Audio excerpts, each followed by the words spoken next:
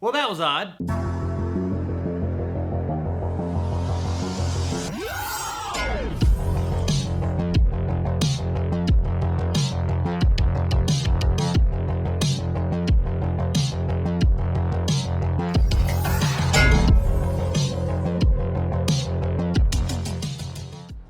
Hellbender is brought to us by directors Zelda and John Adams and Toby Pozzer, and stars Zelda Adams, Toby Pozzer, and Lulu Adams. A lonely teen discovers her family's ties to witchcraft. Yeah, that's like the shortest synopsis ever. So Hellbender is a new indie flick that I had the opportunity to see at the Nightstream Film Festival late last year, but instead I chose to see After Blue. Yep. That was the decision. In the time since it was at that festival, it's now been picked up by Shudder and will be premiering there soon. And Shudder was nice enough to send me over a copy so I could finally see this movie I'd heard so much about. We follow Izzy, played by Zelda Adams, a young teen that lives secluded out in the middle of the woods on a mountain with her mother, played by Toby Pozzer. According to her mother, Zelda has a rare disease where she can't be around people because she'll get sick and it could kill her. So she has had very little contact with the outside world her entire life. Her only real friend, the only person that she has any real contact with, would be her mother. And they seem happy enough. They're living out there off the fat of the land. They've got like a heavy metal band that they play in for themselves. Seems like they have a loving relationship and everything seems okay, except that Zelda is a teenager and she's starting to wonder about the outside world. And when she finally sneaks away and gets introduced to this outside world and some of the people in it, things start to go a bit weird. Zelda starts to see that she has some abilities that she was not aware of. And she starts to question this illness that her mother has told her that she's had all these years. I don't really want to give away too much of what's going on in this movie because that is part of the fun. I'll just say that it does deal with witchcraft,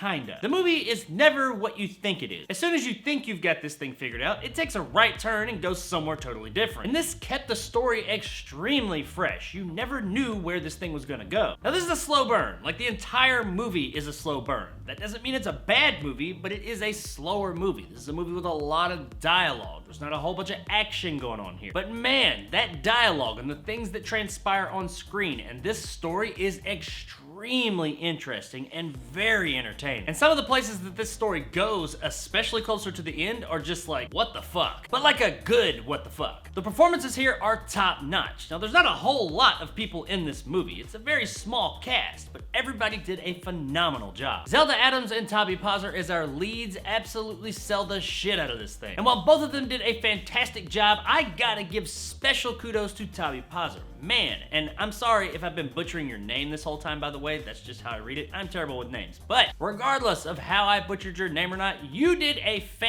fucking-tastic job in this movie. You never feel 100% sure of what's going on with this character. You will have so many different views of the mother character in this movie that by the end, you would have thought everything about this person from one end of the spectrum to the other. The narrative and the performances combined did a fantastic job of keeping you on your toes the entire runtime of this film. Now this is an independent movie and it's a small movie made mostly by the Addams family.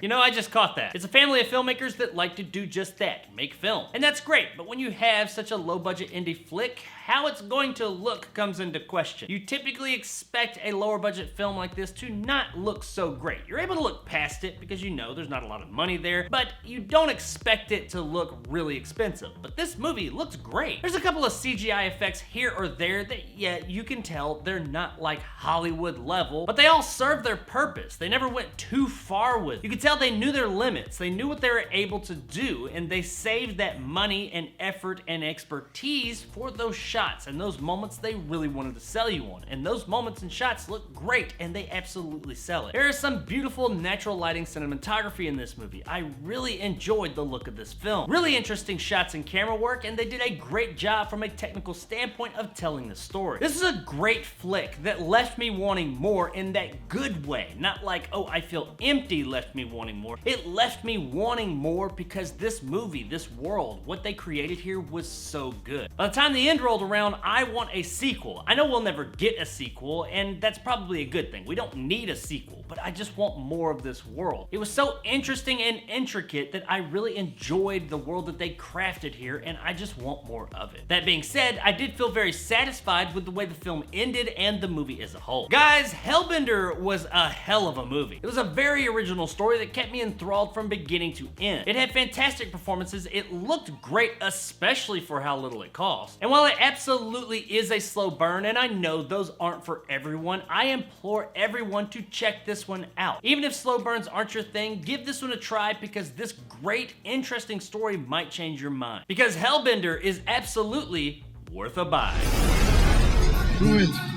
Do it! Show me the money! Do it! You motherfucker! So, Show me the money! do it! I hope a lot more people get a chance to see this when it finally does come out, because it is absolutely worth everybody's time. So if you're looking for a really interesting, great, horror-ish movie for the night, then check out Hellbender one evening, and I think you're gonna have a great time with it. So there it is, guys, my review of Hellbender. If you enjoyed and want more content like this, hit that subscribe button and help my little channel grow. If you want to help out the channel, check out my Patreon in the description below. Become a jarhead and get some of the awesome benefits that go along with that, like these guys. And possibly check out my top tier and become a bad motherfucker like my man Greg C and Dragon Khan. If you like video games or you want to see somebody who's probably aged out of playing them, then check out my new gaming channel, Jag. Link in the description. Any support is appreciated. If you liked what I had to say, give me a like. If not, let me know in the comments below why. And as always, stay sexy, Chattanooga. It's not a gift, is he? Then why was it given? I'm not afraid of you, is he? You will be. So I'm still kind of sour about the fact that I missed this movie at the Night Stream Film Festival and instead decided to go see After Blue. Yeah, I decided to go see the icky, gooey, hairy vagina movie instead of this awesome flick. I mean, nothing against the icky, gooey, hairy vagina movie, but, you know, yeah, that was a choice and I made it. Fucking After Blue.